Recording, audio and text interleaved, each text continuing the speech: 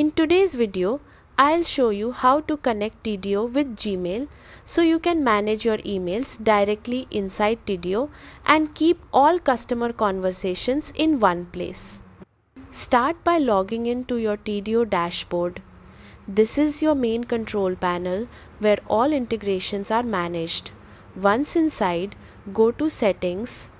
On some accounts, this may appear as channels. So if you don't see settings right away, check there as well. Next, open the mailbox section. Here, click Connect Mailbox to begin linking your email.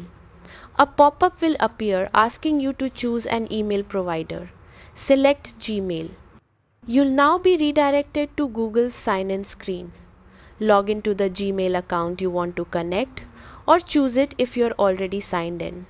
Follow the Google authorization steps and allow the required permissions. These permissions are necessary so Tidio can receive and manage your emails securely. Once approved, you'll be taken back to Tidio. If your Gmail account appears as active or verified in the mailbox list, the connection was successful. From now on, emails sent to that Gmail address will automatically appear inside Tidio as tickets or conversations.